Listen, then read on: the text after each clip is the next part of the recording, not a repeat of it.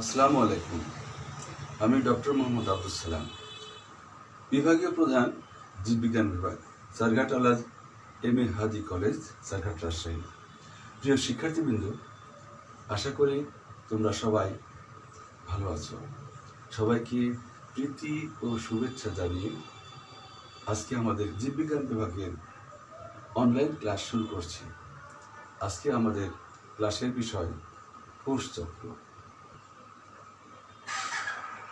একটি বর্ধিষ্ণু কোষের জীবন শুরু হয় মাতৃকোষের বিভাজনের মাধ্যমে এবং শেষও হয় বিভাজিত হয়ে অপত্য কোষ সৃষ্টির মধ্য দিয়ে।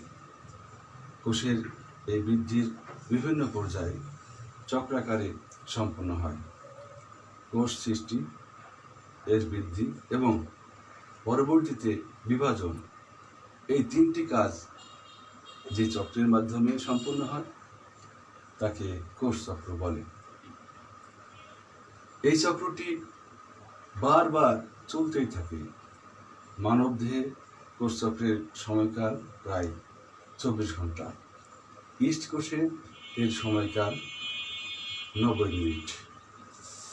সব কোষই বিভাজনে সক্ষম এমন নয়, যেমন পেশিকোষ, স্নায়ুকোষ, লোহিত রক্তকণিকা, উদ্ভিদের স্থায়ী কোষ সমূহ ইত্যাদি বিভাজিত হতে পারে না। আবার কিছু কোষ দ্রুত বিভাজনে সক্ষম, যেমন ভ্রূণকোষ ও কাণ্ডের শীর্ষ মেরিস্টেম কোষ ইত্যাদি। একটি জেনেটিক প্রোগ্রাম দ্বারা কোষচক্র নিয়ন্ত্রিত হয়। কোষচক্রের প্রধান দুটি ধাপ রয়েছে, একটি ইন্টারফেজ এবং অন্যটি মাইটোটিক ফেজ বা এম ফেজ। এবারে আলোচনা করব এম ফেজ, ইন্টারফেজ। মাইটোসিস কোষ বিভাজন শুরু করার প্রস্তুতি পর্বকে ইন্টারফেজ বলে। এটি একটি কোষের পরপর দুই বিভাজনের মধ্যবর্তী সময়। ইন্টারফেজ কোষচক্রের 90 থেকে 95% সময় জুড়ে চলতে থাকে। এ সময় কোষের ভৌত গঠনের তেমন পরিবর্তন দেখা যায় না, কিন্তু পরবর্তী মাইটোটিক ফেজের প্রয়োজনীয় বিভিন্ন রাসায়নিক পরিবর্তনের এক ব্যাপক বিপাকীয় কর্মকাণ্ড ইন্টারফেজে ঘটে। ইন্টারফেজ দশার স্থায়িত্বকাল অন্যান্য দশার চাইতে বেশি। যেমন মানুষের কোষ বিভাজনের মোট সময়কাল 24 ঘন্টা, সেক্ষেত্রে ইন্টারফেজে ব্যয় হয় 23 ঘন্টা। ইন্টারফেজ দশার বিভিন্ন পরিবর্তনকে মোট 3টি উপধাপ বা উপপর্যায়ে বিভক্ত করা যায়, যথা G1 ফেজ, এস ফেজ ও G2 ফেজ। এবারে আলোচনা করব G1 ফেজ।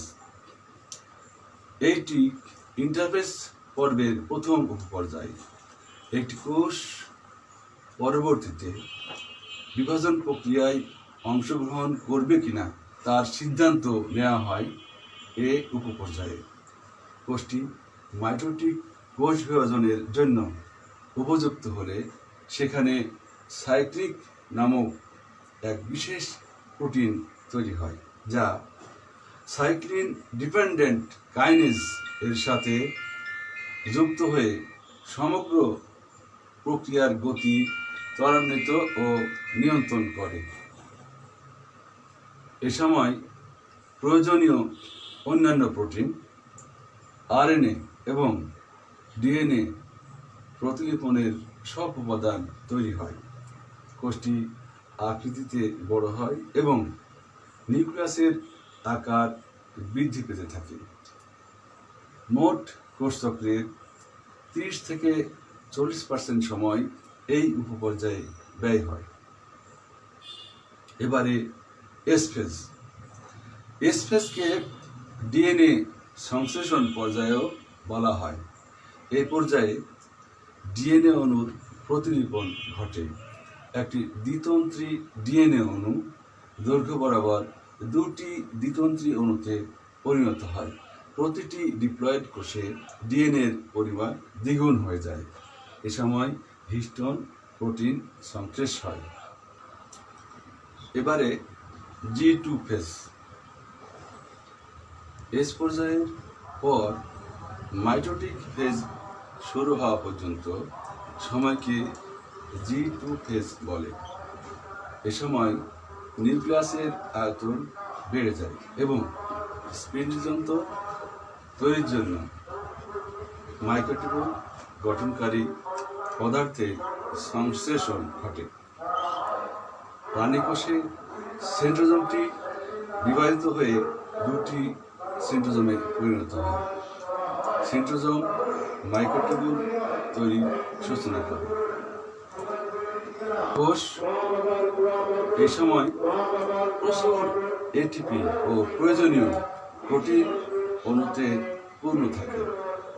মোট সময়ের 10 থেকে 20% এই উপপর্যায়ে ব্যয় হয়। G2 থেকে মাইটোসিস প্রবেশ করতে হলে ম্যাচুরেশন প্রোমোটিং ফ্যাক্টর নামক প্রোটিনের প্রয়োজন পড়ে। এবারে এম ফেজ বা মাইটোটিক ফেজ। এই পর্যায়ে মাইটোসিসের মূল ভৌত বিষয়টি সম্পূর্ণ হয়। জটিল এই প্রক্রিয়াটি নিউক্লিয়াসের বিভাজন ও পুনর্গঠন, নতুন দুটি কোষে সাইটোপ্লাজমে গমন, কোষঝিল্লি ও কোষপ্রাচীর গঠনের মাধ্যমে সমাপ্তি ঘটায়। কোষচক্রের মোট সময়ের মাত্র 5 থেকে 10 ভাগ সময় এই পর্যায়ে ব্যয় হয়। এভাবেই ইন্টারফেজ থেকে এনফেজ এবং এনফেজ থেকে ইন্টারফেজে চক্রাকারে চলতে থাকে। এসো আমরা হোয়াইট বোর্ডে কোষচক্রটি ছবির মাধ্যমে আরেকটু পরিষ্কার করে বুঝে নেই। হোয়াইট বোর্ডে আমরা হাওয়ার্ড এবং বেলকের চক্র দেখতে পাচ্ছি। এই কোষচক্রটিকে আমরা দুটি ভাগে ভাগ করতে পারি। একটি ইন্টারফেজ এবং মাইটোটিক পর্যায়। আমরা ইন্টারফেজকে 3টা ভাগে ভাগ করতে পারি। একটা হচ্ছে G1 ফেজ, এস ফেজ এবং G2 ফেজ। G1 ফেজ এই পর্যায়টি ইন্টারফেজ পর্যায়ের সর্বপ্রথম পর্যায়। এখানে সময় ব্যয় হয় 30 থেকে 40%। এরপরে আসছে এস পর্যায়ে। এস পর্যায়ে সময় ব্যয় হয় 30 থেকে 40%। এখানে ডিএনএ প্রতিলিপন ঘটে। এরপরে এস পর্যায় থেকে এম ফেজের আগ মুহূর্ত সময়টিকে বলা হয় G2 ফেজ। এইখানে সময় ব্যয় হয় 10 থেকে 20%। এরপরে হচ্ছে মাইটোটিক ফেজ। এর সময় ব্যয় হয় 5 থেকে 10%। এখন এই ইন্টারফেজ পর্যায়ে আমরা দেখি যে এখানে সময় ব্যয় হয় 90 থেকে 95%। এভাবে এম ফেজ থেকে ইন্টারফেজ এবং ইন্টারফেজ থেকে এম ফেজ চক্রাকারে চলতে থাকে। এটা হচ্ছে হাওয়ার্ড এবং বেলস চক্র। এবারে আমরা ইন্টারফেজের গুরুত্ব নিয়ে আলোচনা করব। পূর্বে ইন্টারফেজ ধাপকে বিশ্রাম অবস্থা হিসেবে ধারণা করা হলেও 1950 সালের দিকে জানা যায় এটি একটি সক্রিয় ধাপ। কোষ বিভাজনের পূর্ব শর্ত হচ্ছে ইন্টারফেজ। এই পর্বটি সম্পূর্ণ না হলে কোষ বিভাজন ঘটবে না। কোষ বিভাজন না ঘটলে কোষের সংখ্যা বৃদ্ধি ঘটবে না। ফলে জীবদেহে পূর্ণাঙ্গতা লাভ করবে না, অর্থাৎ নতুন জীব সৃষ্টি হবে না। কোষের স্বাভাবিক কর্মকাণ্ড সম্পাদন সহ এর বৃদ্ধি এবং বিভাজন এর জন্য প্রয়োজনীয় বিভিন্ন প্রোটিন এবং নিউক্লিক অ্যাসিড উপাদান ইন্টারফেজ ধাপেই সংশ্লেষ হয়। এ ধাপেই ডিএনএ প্রতিলিপিত হয়। এবারে জীবনে কোষচক্রের গুরুত্ব। ইন্টারফেজ ও মাইটোটিক কোষ বিভাজন পর্যায়ক্রমিক কোষচক্র সম্পন্ন করে। কোষচক্রের গুরুত্ব অসীম।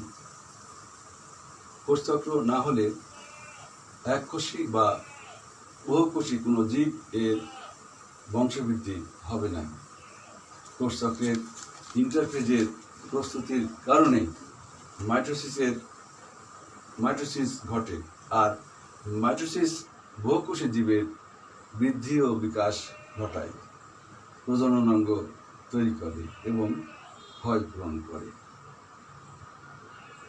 প্রতিটি জীবে স্বাভাবিক কোষচক্র ওই জীবের স্বাভাবিক বৃদ্ধি সম্পন্ন করে।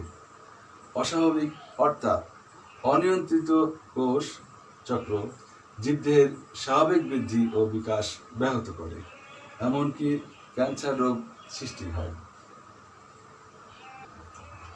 সুপ্রিয় শিক্ষার্থীবৃন্দ, আমরা আজকে কোষচক্র শিখলাম। পরবর্তী ক্লাসে কোষ বিভাজনের আরও অন্য কিছু নিয়ে আলোচনা করব ইনশাল্লাহ।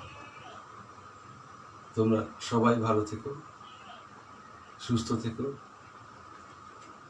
জীববিজ্ঞান বিভাগ অনলাইন ক্লাস থেকে আজকের মতো বিদায় নিচ্ছি। আল্লাহ হাফেজ।